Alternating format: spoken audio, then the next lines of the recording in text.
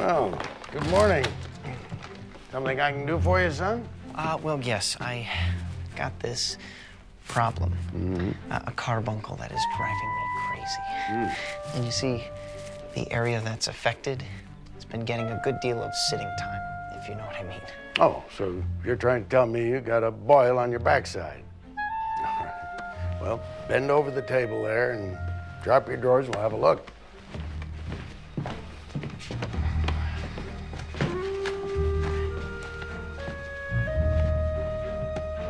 No, that is a mean-looking carbuncle you got there, all right. Would you bring me some of that rider's liniment? It's on the top shelf in there. Would you stop rubbing? I can't help it. Well, the more you scratch it, the itchier it gets.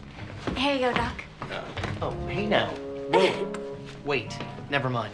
Well, what about your carbuncle? What carbuncle? Well, at least take the liniment. Belinda. Doctor? You see, that's another reason I can't hire a woman. How am I going to make my money with you scaring away my patients? Huh.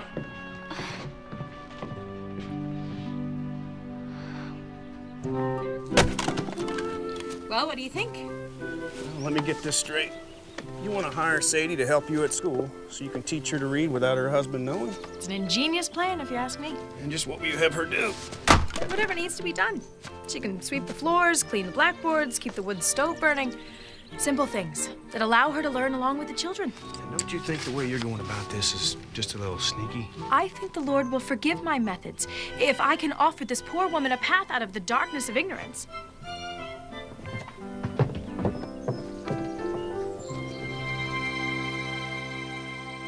Lindy, how long is Doc gonna let you stay on at the clinic? As long as Mrs. Stafford Smythe needs me. After that, Doc says I get the boot. You will prove yourself so indispensable that he will never want to let you go. That's the idea. Grandma, there's one too many plates for the table.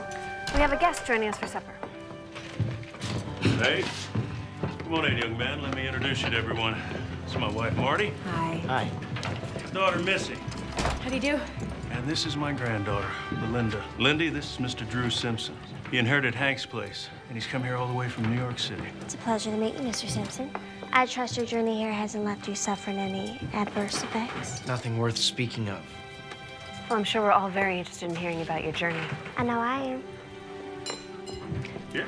Come, we're having a simple dinner, but fried chicken, I hope you like it. Lord, we thank you for the food that's in front of us, the family that surrounds us, and the new friend that's joined us at our table. Amen. Amen. Jacob, honey, guess first. Would you like a biscuit, Mr. Simpson? Thank you. I'm very sorry about your uncle. He was a wonderful man. Belinda spent quite a bit of time with him these last few weeks. She nursed him right to the very end. That was very kind of you. Well, Lindy's a natural caretaker. In fact, she's working in town with Doc Jackson. I hope to be a doctor someday. Oh, well, that's rather unusual, isn't it? Pardon me? A woman doctor. It doesn't seem quite appropriate. Appropriate? Why would a lady want to subject herself to such a mentally and physically taxing line of work? Oh, boy. I would think being from New York City, you'd have a more enlightened view of women. And by enlightened, I assume you mean a view that agrees with yours? Ladies are every bit as capable as practicing medicine as men are. I could recommend several recent newspaper articles for you to read. That is, if you're open to being educated. I think you'll find the majority of men uncomfortable being tended to by someone of the weaker sex. That's true. Some men might be so intimidated that they run away in embarrassment. I'm just saying that, like most men, when I marry, I'll need my wife at home. She'll have enough to do just taking care of me and our children. I'm sure she will. More potatoes, anyone? Yes. Please.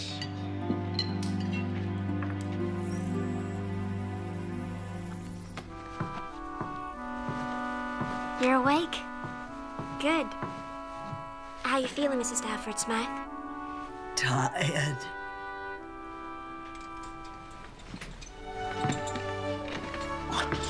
No, don't need help, Your speech is better today. but not my arm. With movement therapy, it's possible to regain use of your arm. Like this. Don't touch me. You're awake, madam. This is wonderful. Don't fuss over me, Winter. Oh, sorry, madam. We should let her get some rest. Of course, miss. I'll be in the next room, madam. I won't leave you. I know you won't, Winter.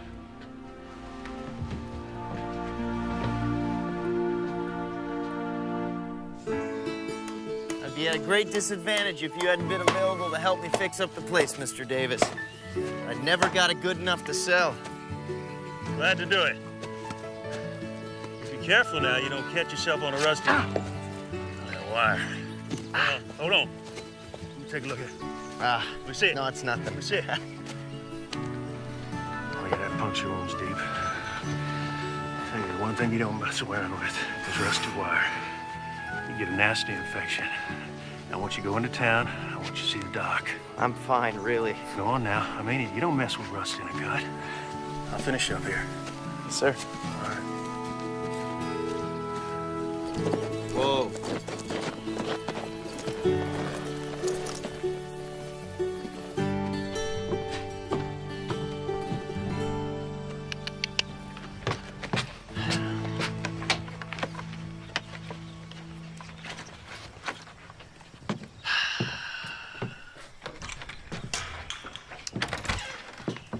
Afternoon, Mr. Simpson.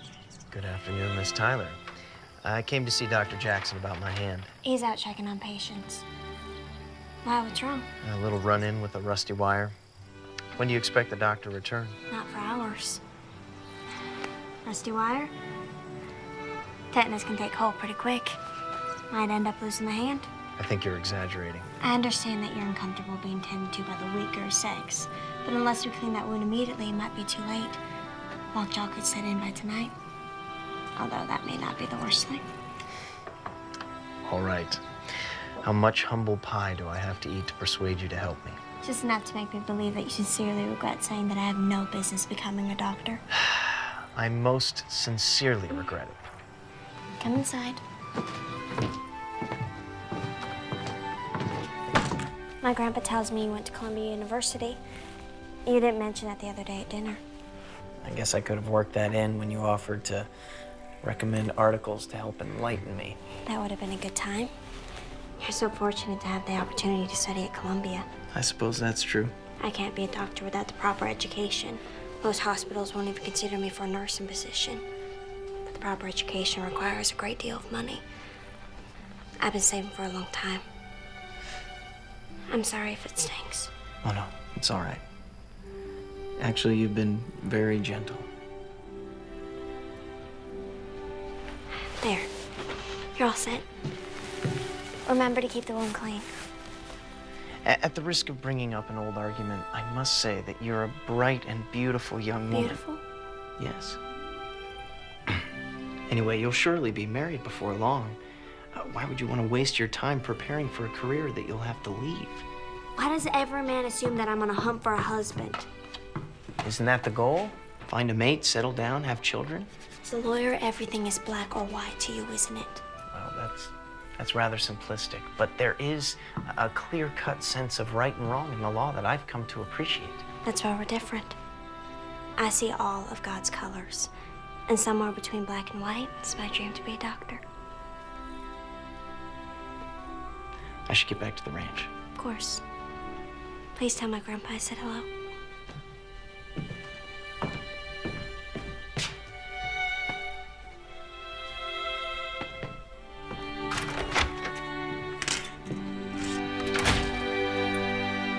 Those sheets are rough. They're all I've got. That cot is like sleeping on a board. And the draft in here practically blows the blanket off my legs. How long until I can leave? You can move to the hotel today, Mrs. Stafford Smythe. If Belinda will stay with you, can you do that? But I thought I'd continue to work here with you. Mrs. Stafford Smythe needs a nurse. I thought that's what you wanted to be. Actually, I want to be a doctor. It's all settled then.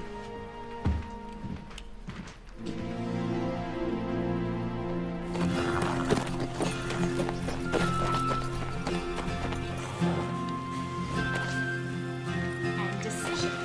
DECISION. I think that's recess. You're dismissed. You want me to keep an eye on Mrs. Tyler? Yes, thank you, Sadie. Is everything all right? You forgot your lunch today. Oh, you were so sweet to bring it. I am starving. Thank you. Saw Charles Kent this morning. He told me Sadie really enjoys working here. She is learning more and more every day. She's already ahead of Caleb. Now she can help him with his work. I know how much you want to help Sadie, but Charles is a proud man. Pride is a man's downfall, Zach. All I'm saying, Missy, is that he won't take it too well if he finds out she's doing something behind his back. I'll see you tonight. Bye.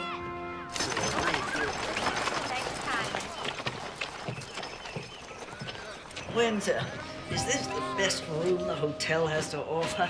I'm afraid so, madam. I suppose it's a step up from the clinic. Still, these pillows are much too flat. They'll never do. And surely they got better linen.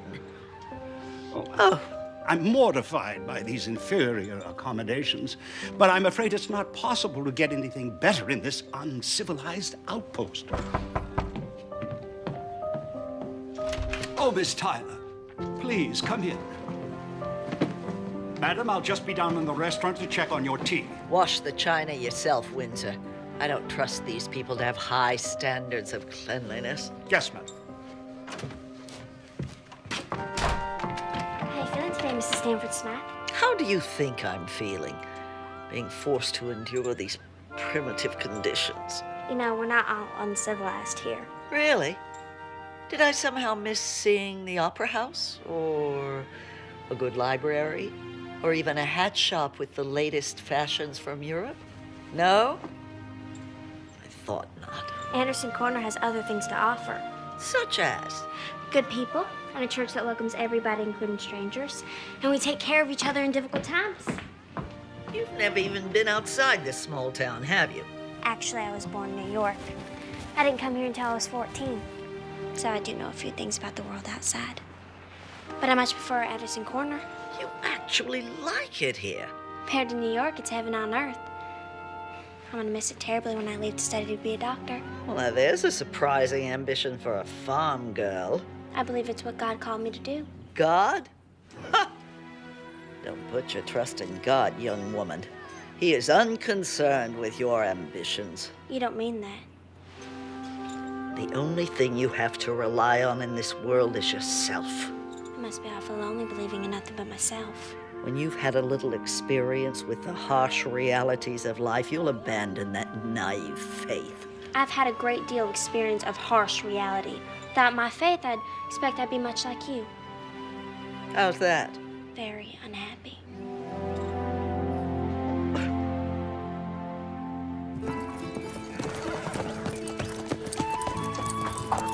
Whoa, whoa, whoa.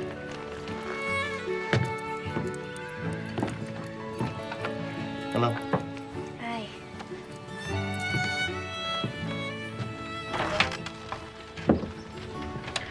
Drew, I'm so glad you could join us for supper.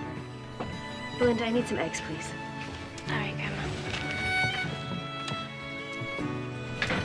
Everyone here works for their supper.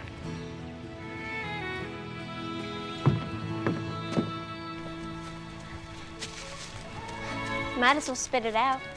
What? Whatever it is you're stewing over. I apologize for being so opinionated and outspoken. You probably can't help it. Can you? Not to save my life. Truce? Truce? Truce.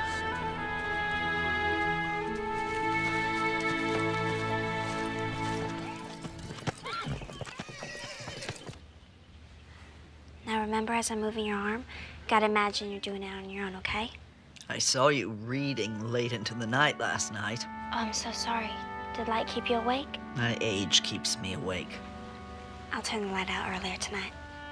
Must have been a very interesting book to keep you awake at that hour. Oh, it is. It's called The Laws of Life, and it's written by Dr. By Elizabeth Blackwell. You know of her? I heard her speak in Boston. She's a very intelligent woman. Can't imagine what it must be like to hear her speak in person. You sound like you greatly admire her. She's done so much to pave the way for women to become doctors. And that's what you want to be. I'll be fortunate if I'm able to train to be a nurse. The schooling for doctors is terribly expensive.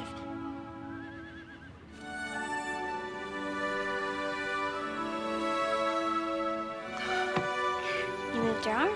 Your powers of observation are remarkable. It's cause for a cup of tea. Now imagine this is your favorite Earl Grey. See if you can lift your arm enough to take it. What, like a dog doing tricks? Like a woman who wants her independence back. You are a very impertinent young woman. And you are a very difficult patient. If you apply your willfulness to your therapy, you might get better.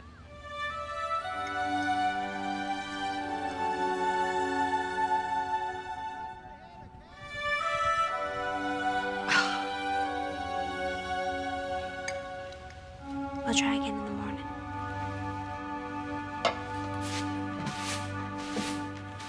When you're done, you can go.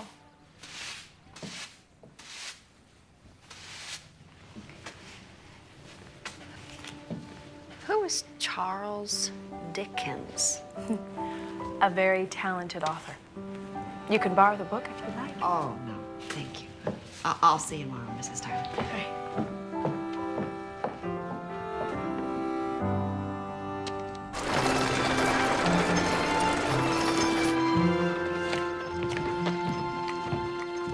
Oh, boys, what can I do for you? Mom needs some flour. All right, what kind? She usually has wheat. Wheat's good. Yeah. All right. You okay, Mr. Brown? Mr. Brown! Dad, Mr. Brown is ill.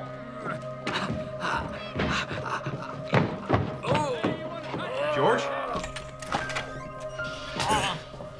Doc, George needs to have you take a look at him. He's got a pain that's got, he can't even stand up straight. Hey, get him up there on the table and have a look at him.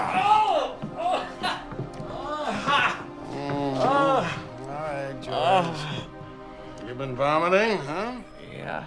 Oh, you don't have a fever. You been into the candy again? Well, Yeah, I thought so. I gotta get back to the office. If you need anything, let me know, Doc. All right, thanks, Hank. Bye, Daddy. Would you get my watch over there on the desk, Belinda? Take his pulse. Checking for rebound tenderness.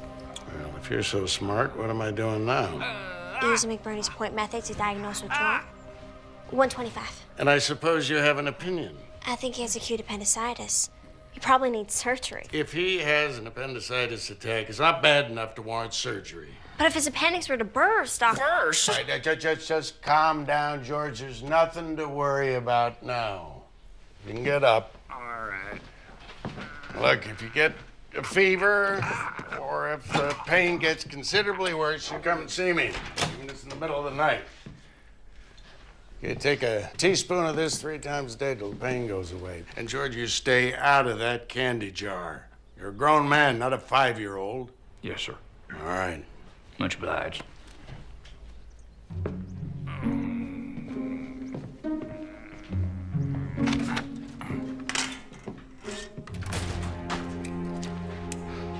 Now listen here, young lady. A good doctor never performs an unnecessary surgery. It's too risky, unless the patient will die without it. But he had all the symptoms. If he had acute appendicitis, George would have been right off this table from the pain. Might even have passed out. Probably has nothing worse than a simple stomach ache.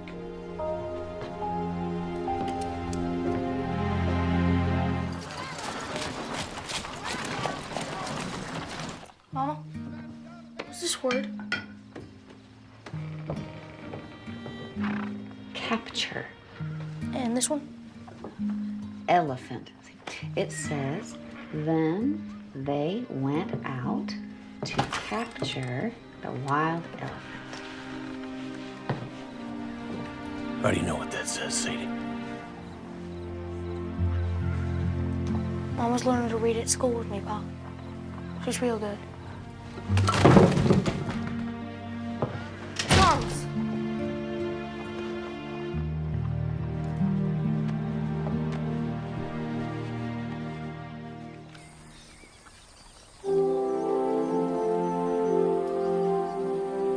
are. You sure are a lucky man to have a wife who cooks like Marty does. I am blessed, that's for sure. I thank God every day that he saw fit to put me and Marty together. When did you first know you loved her? That's easy. When I thought I'd never see her again. I felt a terrible emptiness inside of me. And I knew that if I didn't get her back, nothing would ever fill that up again. It's a pretty clear sign. I thought so. What about you, though? Tell me about that life you gotta get back to. You got a young lady waiting for you? No. My father thought I should concentrate on school before getting serious about anybody. He may be right. He's always right. Sounds like a man who's pretty sure of himself.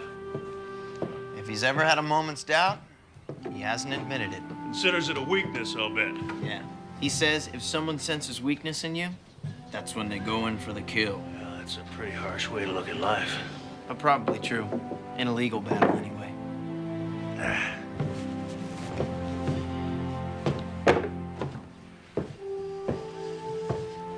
Now, we can both go up on that roof. You can find a way to hurt yourself again. Or you can take the wagon into town and pick up those supplies that we ordered. That's an easy choice, sir.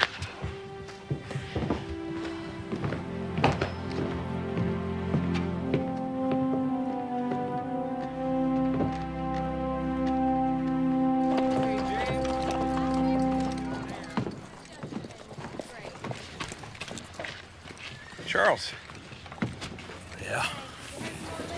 Heard what happened with your wife. I mean, your wife. She tricked me. I'm not apologizing for Missy. She was acting out of kindness and with the honest intent to help. I don't see how this has anything to do with you, Sheriff. Unless there's some new law about reading that I don't know about. You know, Charles, there's no shame in not being able to read. The shame is from not even trying. Hey.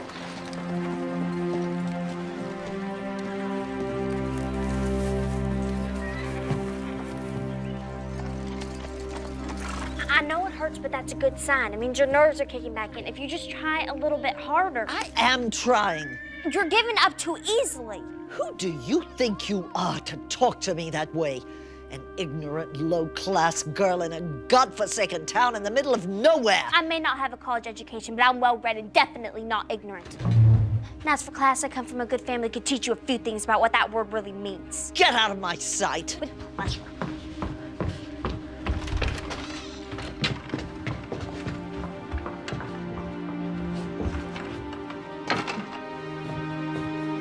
Windsor?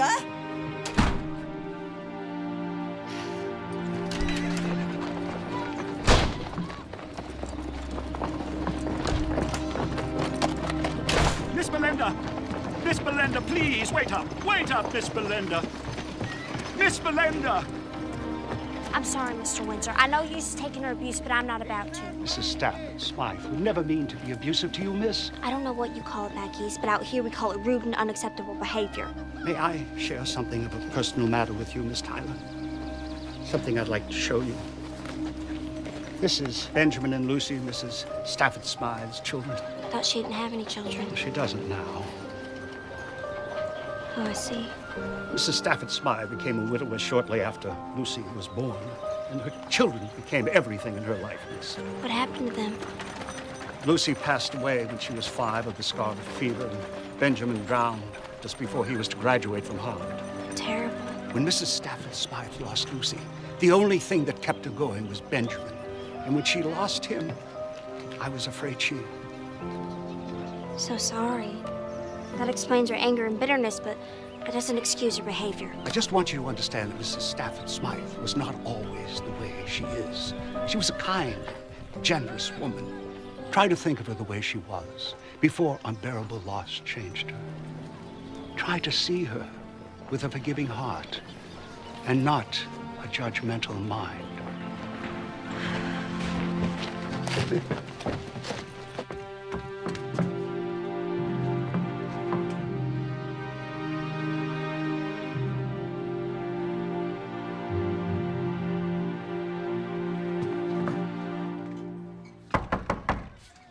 Come in. What are you doing back here? I want to apologize to you, Mrs. Stanford Smith. It was inexcusable for me to speak to a patient like that, no matter how challenging you are. This submissive demeanor is out of character for you. Does it have anything to do with Windsor rushing out after you? He told me a little bit about your background, but please do not be angry with him. He knows better than to discuss my private life. He's devoted to you. The only reason he told me is because he believes you need me. I don't need anyone to help me. We all need someone. I lost my mother, father, and baby sister. When I was 9, my little brother Jacob and I had to go live in an orphanage. How did you get here? On an orphan train. They go from town to town, giving kids to whoever want them. Sometimes they're good families, and sometimes they're not. If it wasn't for Missy and Zach, me and Jacob would be separated forever. I'm sorry for you, Belinda. But now you know why I turned from God. No, I don't. How can you still have faith? I know we never really die. I'm connected to the people I love in life, and I know we're still connected in death. A comforting thought if you can believe in fairy tales, which I can't. That's enough for today. You may go.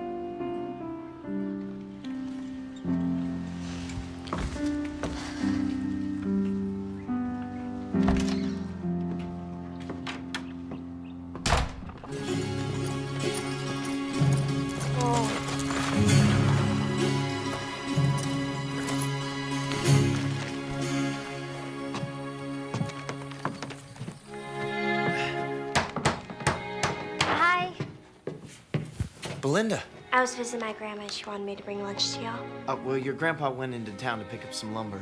He should be back soon. I'll just leave this here then. Wait. Why don't you stay and visit a while? I can't. I should be getting back to the clinic. Well, I was thinking that maybe we could have lunch at the hotel sometime. I'd like that.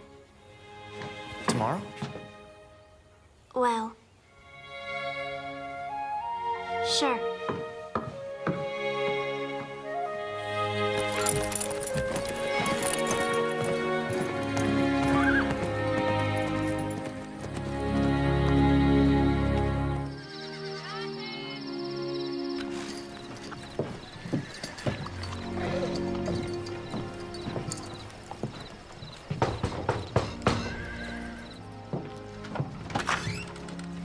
Evening, Charles. Evening, Mr. Davis. Drew Simpson is fixing up his uncle's place. He could use some help. He'll pay you a good wage, and I thought you might be interested in the job. Can I work around my hours at the store? You bet. All right, then. I'll be there after lunch. I'll see you then. All right. Mr. Davis, thank you, sir. I really appreciate the work. You're welcome, Charles. You're welcome.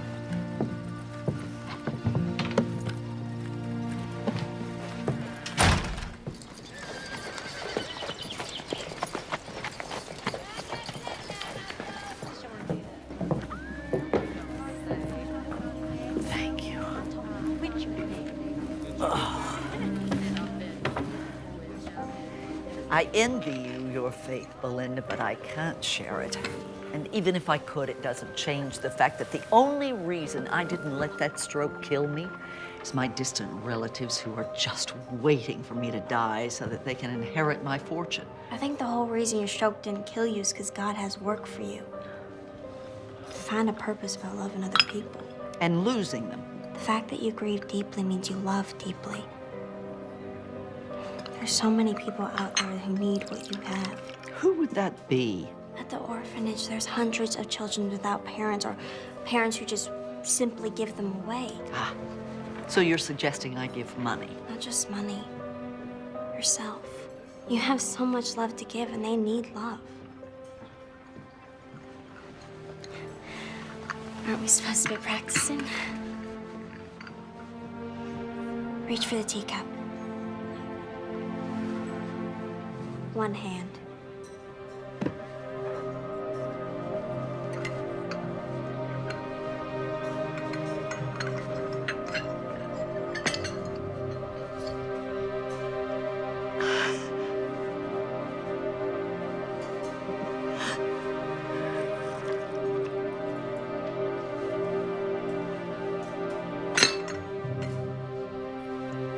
best cup of tea I ever had.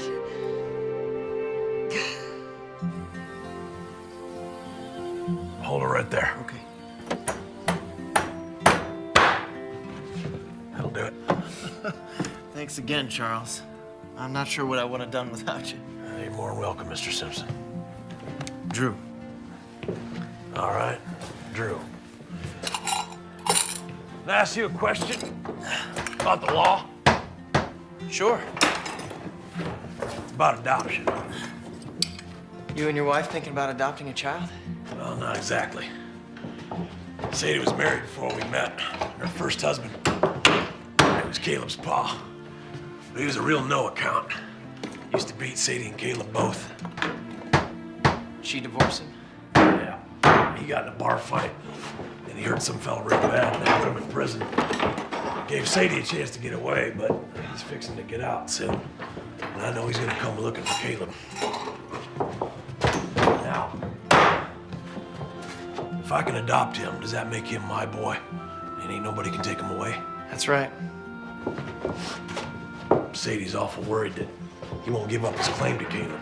Well, under normal circumstances, he'd have to agree to it. But because he's been in prison, there's no way the court would favor him over you. You sure about that? Well, I'll draw up the papers to petition the court. We'll see what the judge has to say. Well, now, I can't pay you right now, but You don't have to. Well, I don't take charity. Consider it part of your wages for working here. Like a bonus for doing a really good job. All right. Thank you, Drew. It's my pleasure, Charles. I just passed the bar. I'll take those for you When folks. I return home, I'll join my father's practice. Does he practice criminal law? Nothing nearly so unsavory. No, he handles mostly contracts, wills, trusts, that sort of thing. My father represents some of the wealthiest people in New York. So you'll only be helping the rich people. Well, that's who our clients are. They don't have to be. You could help the less fortunate. We work with people who pay our fees. Is that all you care about? Money? Don't be ridiculous. That's not what I meant. It seems to me you don't have a real passion for law. Well, the definition of law is reason free from passion. Do you have time to take a walk? I should be getting back to Miss Stafford Smythe. A short one.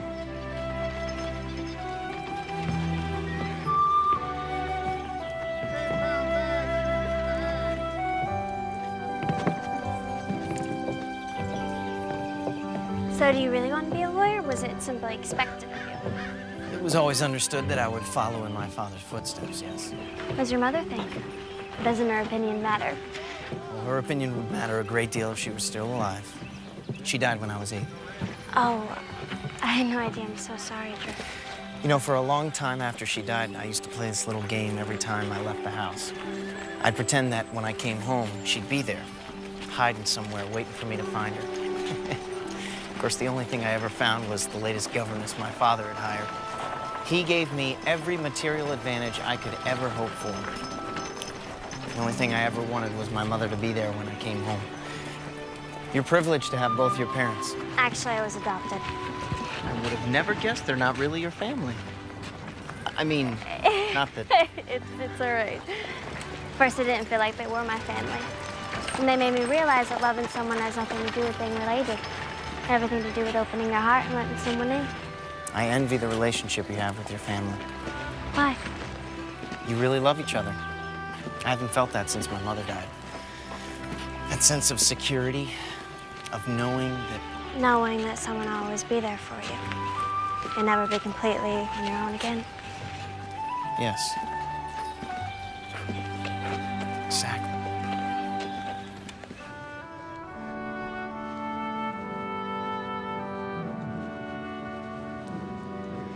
You see?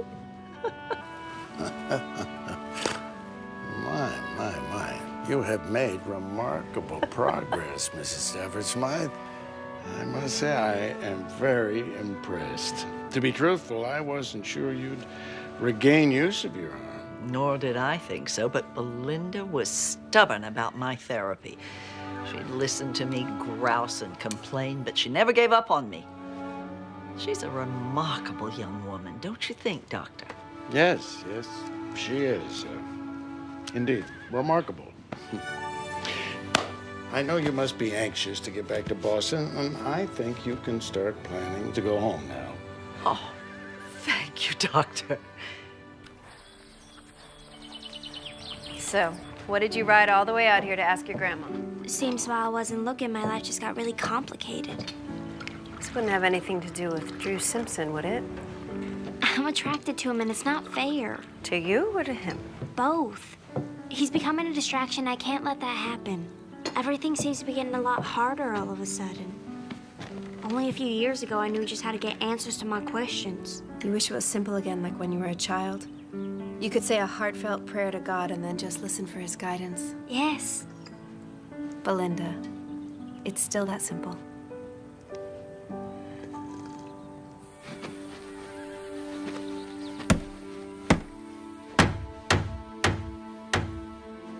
Maybe you want to take a break? What? Oh, no. I'm fine.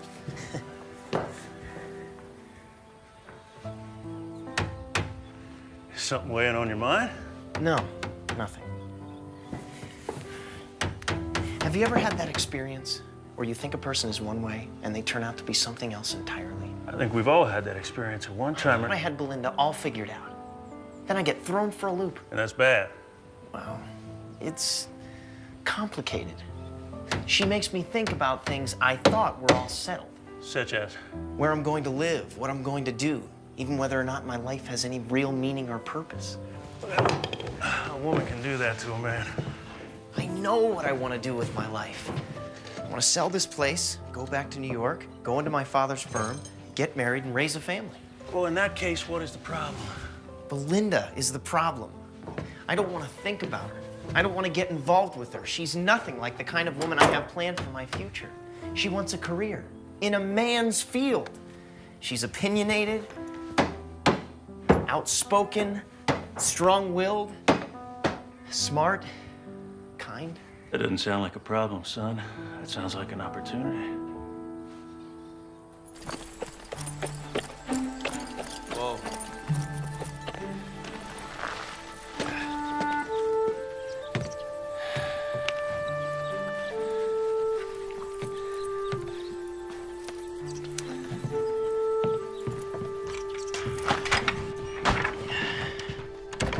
It's not your hand again. It's my finger. I think it's broken. There ought to be a law against giving you a hammer, son. For your information, the first time I hurt myself, it was on a wire. Maybe you should stick to lawyering.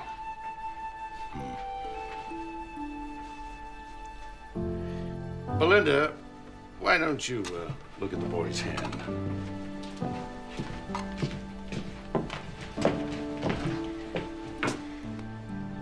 Can you bend it? I guess I can. I think it's just a bruise. I can splint it if it's broken. It might be quite cumbersome.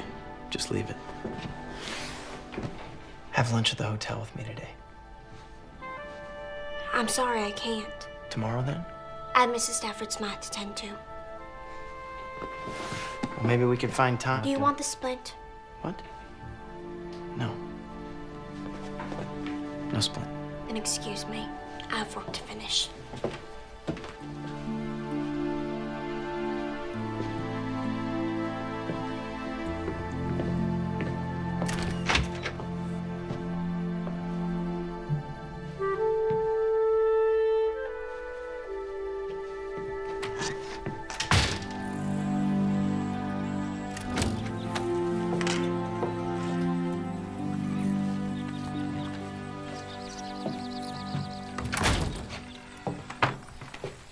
Belinda, wait.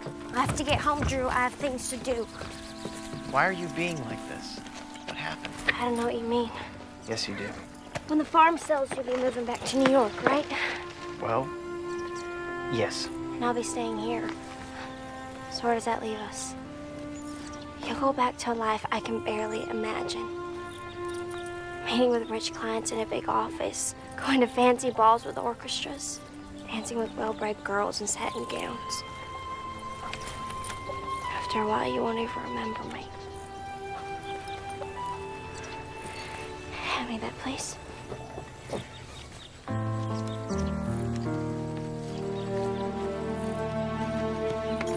Come on, Drake.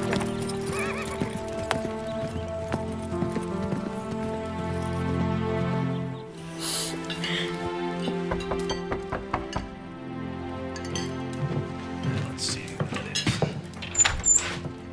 Hey, Charles. Evening, Sheriff. Awful sorry to interrupt your family meal. Would you like to join us, Charles? Oh, no, thank you, ma'am. I just came to drop this by. It's for Miss Belinda.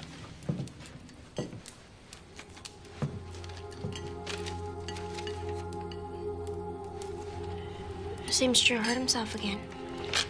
I better go check on him. I'll be back as soon as I can, Mama. Thank you, Charles. Sure.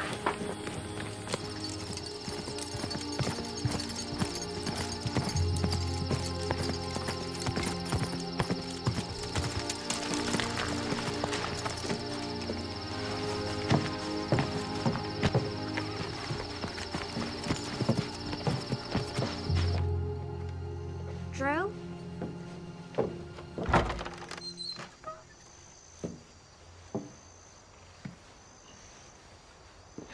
What?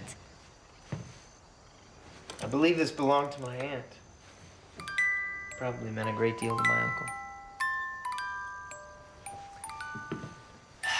This isn't a fancy ballroom. There isn't an orchestra.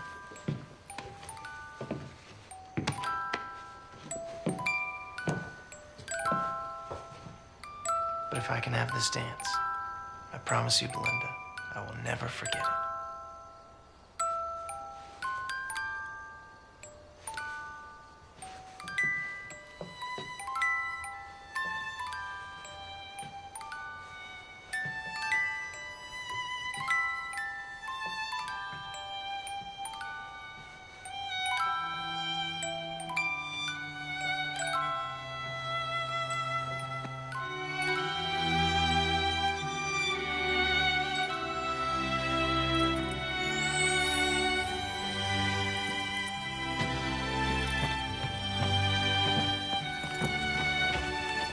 You know this doesn't change anything, Drew. I think it changes everything. I should go in. I'll see you tomorrow. I don't think. Tomorrow.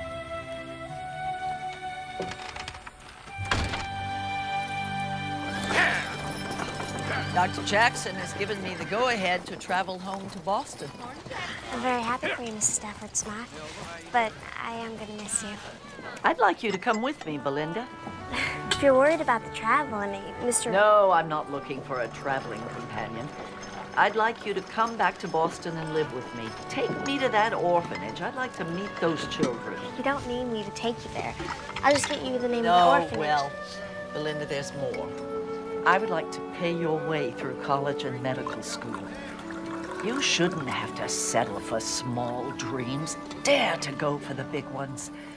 You'll make a fine doctor, Belinda. That's a much too generous offer, Mrs. Stafford Smart.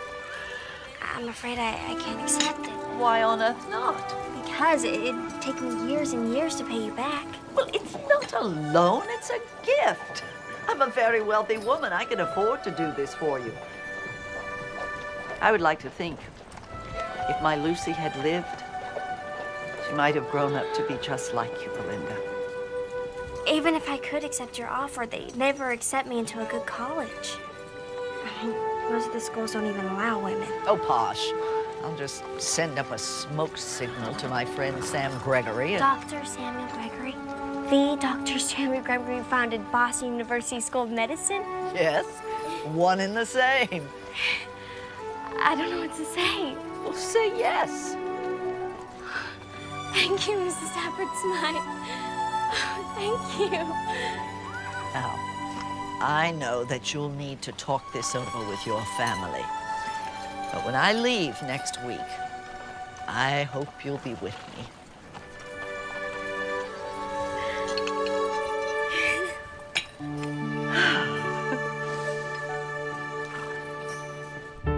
I think it is the opportunity of a lifetime, Lindy. But Boston is very far away. And we'd certainly miss you. And I'm gonna miss you. And Papa and Grandpa and Maddie and Jacob. I can't leave Jacob. Oh, we'll take good care of him. Besides, we all knew that you were going to have to leave Anderson Corner one day if you were going to get a good education. It scares me about thinking of leaving everyone. When I came out here from back east, I was scared too. So was I. When I left with my first husband, Willie, I had no idea what lay ahead. The only thing I knew was that I was leaving the only home I'd ever known. How'd you both do it? When you face the unknown, you have to gather every ounce of courage you possess, and then tell yourself that if it's the right thing to do, everything will work out fine. And if it doesn't, you can always come home. So you think I should go? I think you should do what your mom and I both did. Pray about it, and then decide.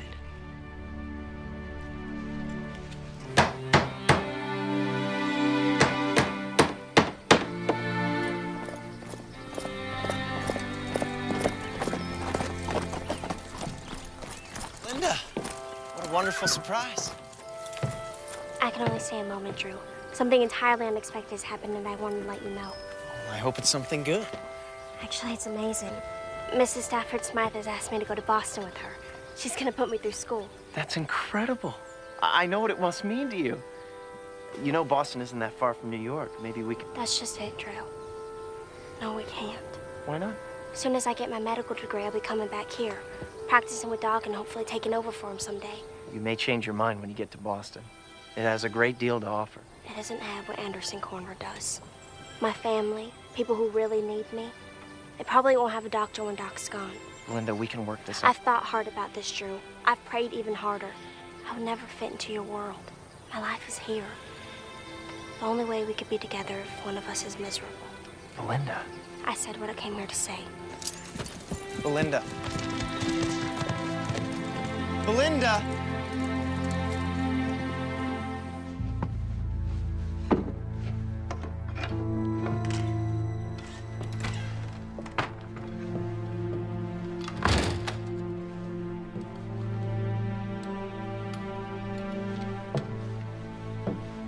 Who is it?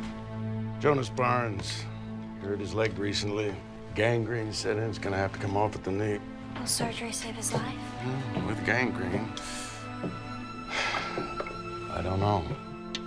But if I don't do it, he'll die within the day. I can help. Linda,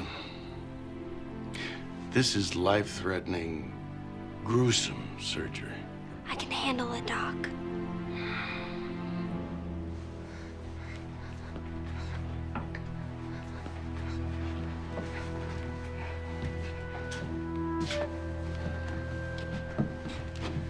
Cora, I need you to wait outside.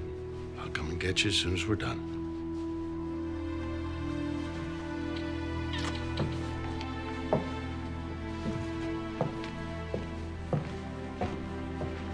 All right, Jonas.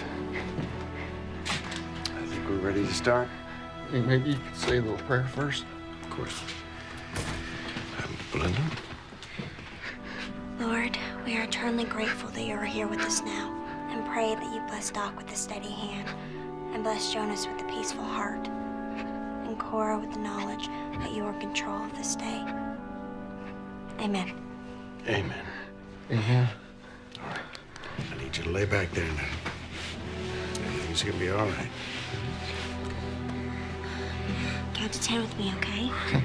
1, 2, 2, 3, 3, 4, 4, 5, 5. 6.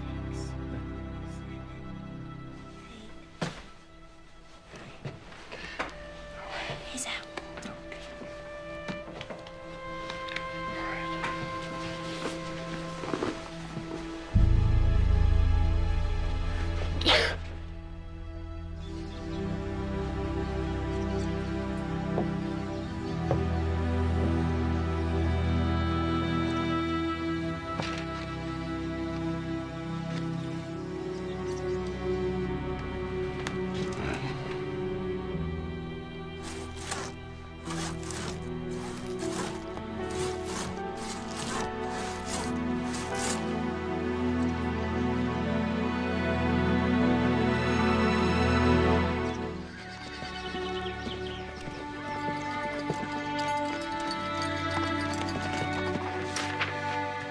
This starts the process to make you legally Caleb's father.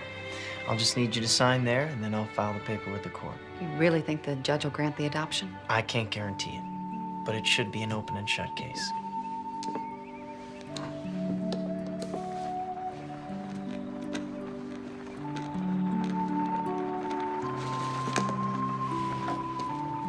Your turn, Charles. Can I sign for Charles?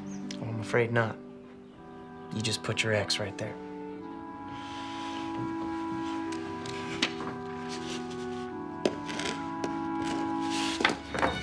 Very good. You know, you're my first client. Now, if you'll excuse me, I need to be going. Thank you so much, Drew. I really appreciate it. You're more than welcome.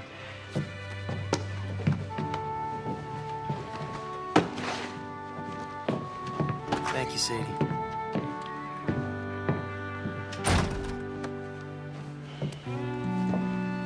Charles, we haven't talked about what happened with Caleb. I want to explain. No, you don't have to, Sadie. I'm sorry I went behind your back, but I don't understand why you don't want me to learn to read. I reckon if you learned how to read, you'd see that there's a whole lot more out there than what I can give you and Caleb. Charles, you are the finest man I've ever known. I don't know what Caleb and I would have done without you. Oh, Sadie, I love you both so much. And I've been mighty proud to give Caleb my name. But I wonder if he's going to be ashamed of me. You know what would make your son proud of you, Charles? Seeing that his father had the courage to do something very hard, and all because he loves his son so much. If I can do it, I know you can, Charles. Sure would be nice to be able to read that piece of paper that says I'm Caleb's pa. I think she might teach us together.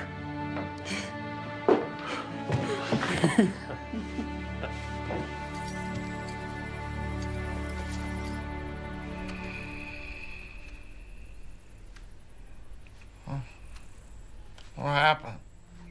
Cora? Cora. You must remember, Mr. Barnes. That's Mr. Barnes. Mr. Barnes! Oh, dear God.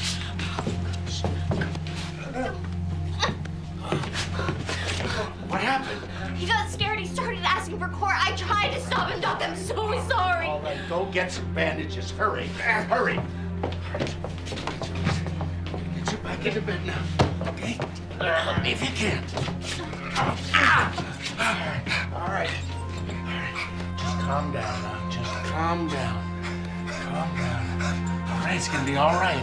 Now, Jonas, it's gonna be all right. It's gonna be all right. Listen to me, Jonas. You have to relax. Jonas, shh, shh, shh. All right, shh, shh. You have to relax. Jonas. Oh, Jonas, please don't do it. Oh. Oh. Jonas.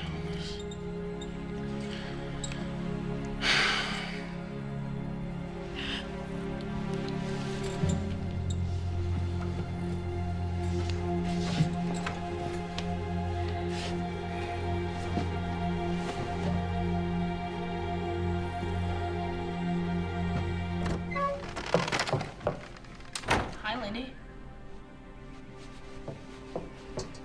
Boys, go outside, please.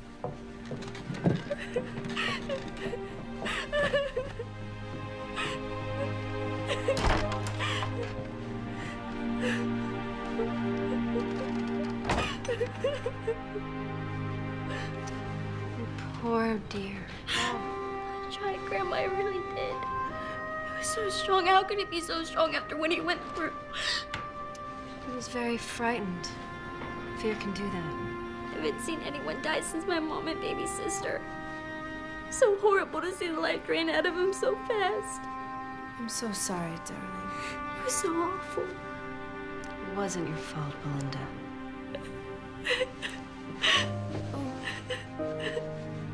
It's okay.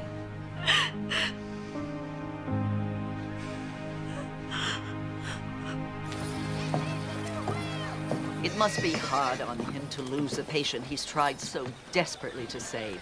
But once he gets past the sadness and frustration he must feel, he will tell you it wasn't your fault.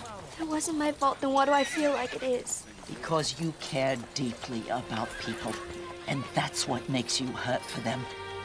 And that is also what will make you a good doctor. I don't think I'm cut out to be a doctor after all. I'll just stay here and be Doc's assistant if they'll let me. Belinda, you can't mean that. I'm afraid I do. No.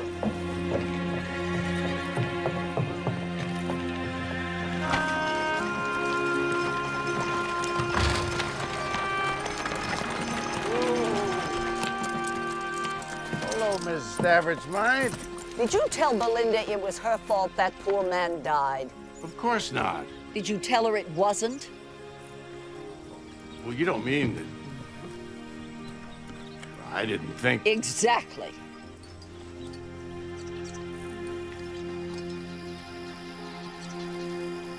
All right. That ought to do it.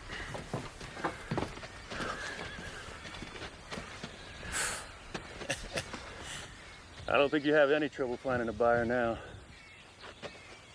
I already know the buyer I want. Charles, would you and Sadie like to take this place? Oh, we could never afford a place like this. You could if I loaned you the money. We could never accept a loan that big. What if we called it a mortgage? Except you can pay it off as you can. In a way, I owe you, Charles. You showed me how good it feels to practice the law when I'm helping someone who really needs it. So, Charles, what do you say? Will you take this place off my hands for me? Yes. Yes, I will. Thank you. Thank You're you. welcome. Oh, that's funny. Mighty nice.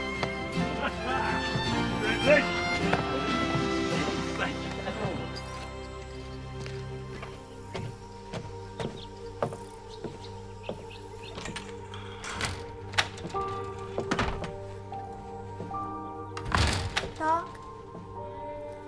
Doc, are you here?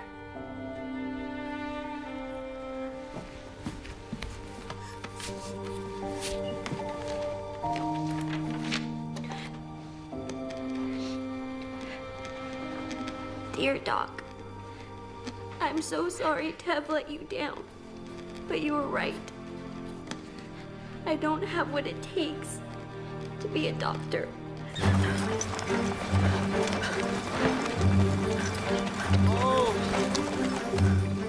Can I help? She can barely breathe. We have to get her to Doc.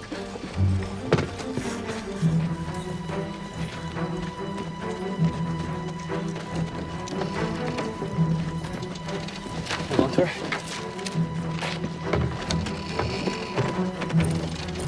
Come on, boys.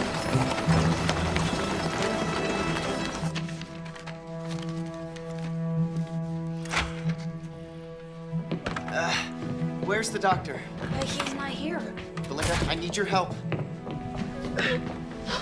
You have to help her. She's turning blue. I don't know what to do, Caroline. I'm sorry. You're her only chance right now. I can't be responsible for Sally's life. This is your destiny, right? This is what God wants from you. You have to believe that, Belinda. I do. Please. Okay, Okay, trouble breathing. What is it? What's wrong with my baby? It could be a number of things. If my diagnosis is wrong. Please, Belinda.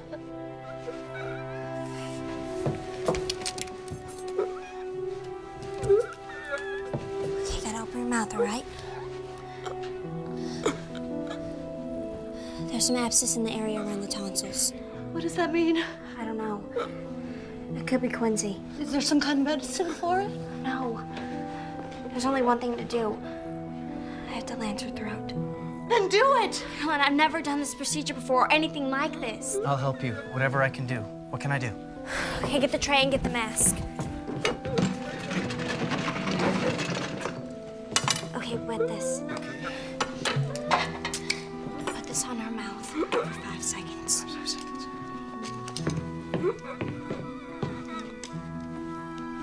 1, 2, 3, 4, 5. hold her head still so she won't move.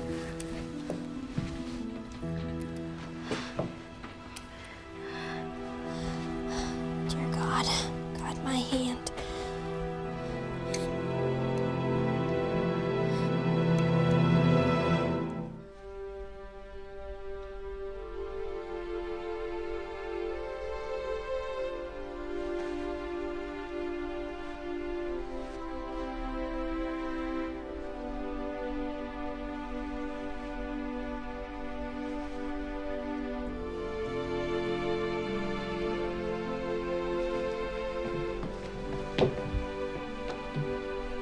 Looks like she'll be fine.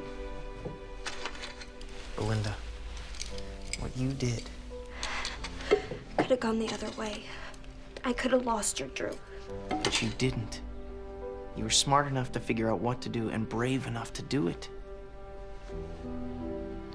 I was terrified the whole time. That didn't stop you.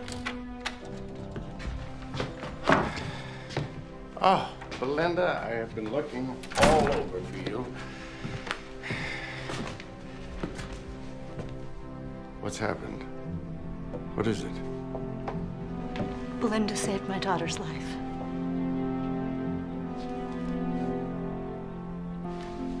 All right, now open up for me. Well, I bet that throat is really sore, huh? Good excuse for your mama to churn some fresh buttermilk for you. I sure will.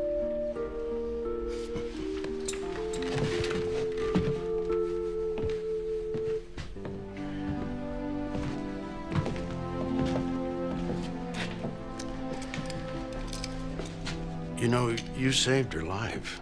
But I didn't save Jonas's. Yes, about that. I owe you a very big apology. Jonas's death wasn't your fault. But I couldn't hold him still. But that's not why he died. Jonas was dying when he came to us. We were trying to save him, but unfortunately, the surgery was just too much for him. I told you how difficult it is losing a patient. I've been practicing for 40 years, give or take. That never gets any easier. When it hurts this much, it just means that you care that much more about your patients. I don't think I'm cut out to be a doctor. Oh, yes, you are, young lady. You go back to Boston with Mrs. Stafford Smythe. But you just make darn sure that you come back here when you're a doctor. Well, don't start crying or else I'll think I made a mistake after all.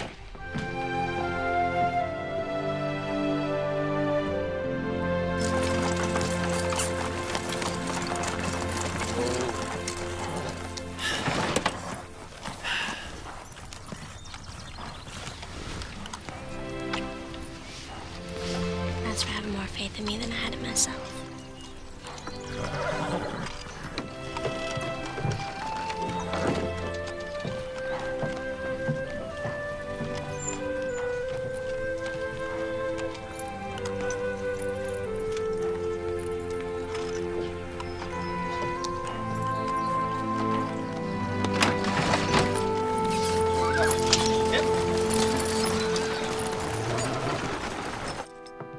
Are you sure you don't want us to see you off at the stagecoach?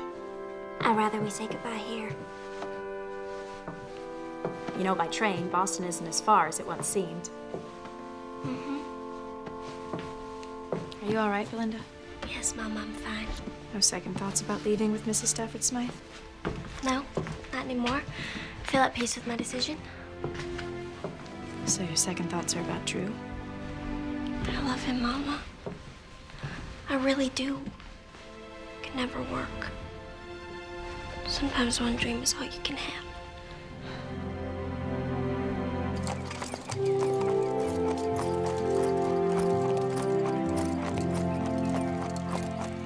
Whoa.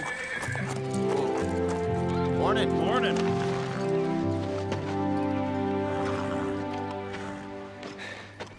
I just wanted to say goodbye, Clark.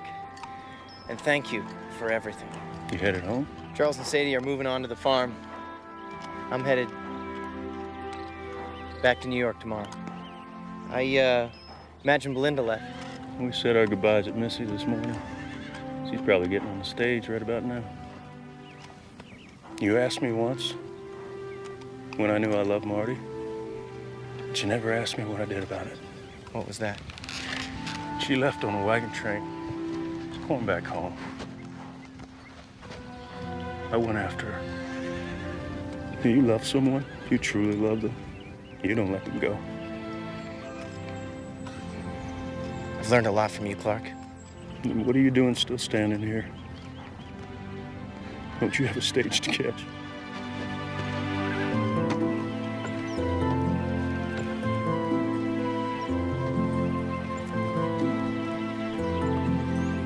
Last call, Denver stage. All aboard, folks. Last call, Denver stage. Whoa.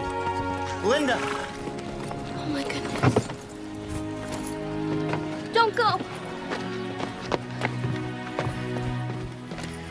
I'll practice in Boston while you're in school. Then we'll come back here.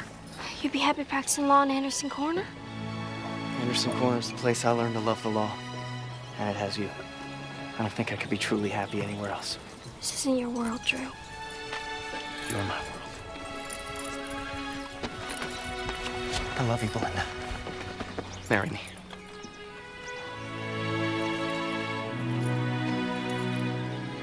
Oh, there's a train back to Boston most every day. You'll catch one next week. Windsor will meet you at the depot, won't you, Windsor? I'd love to marry you, Drew.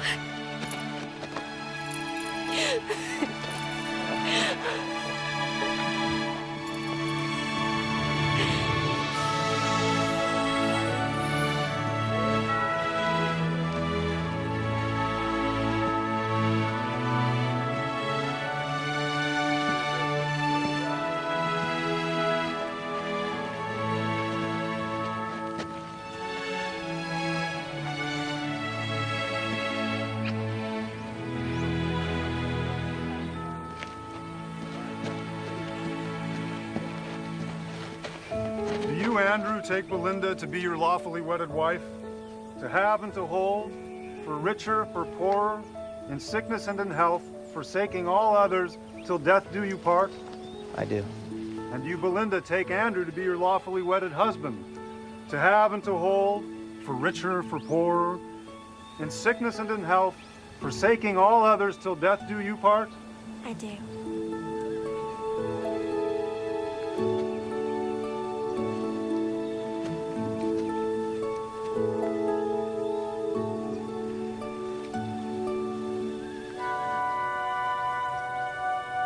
I now pronounce you man and wife.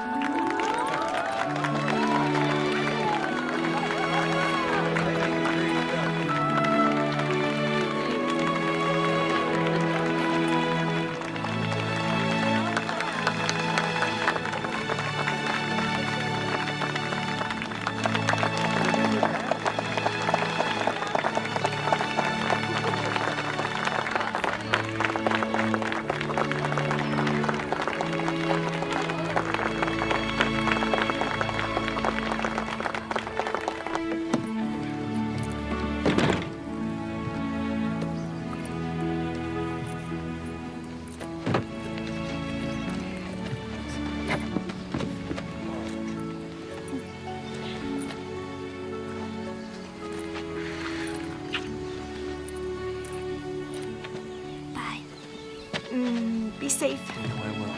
You know I will. Take care, son. Thank you so much. Bless you.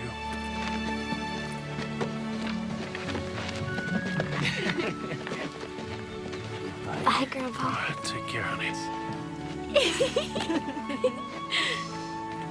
Come here, Jacob. Good? Marty. Take care. Thank you. Absolutely. Take care, my girl. Will do.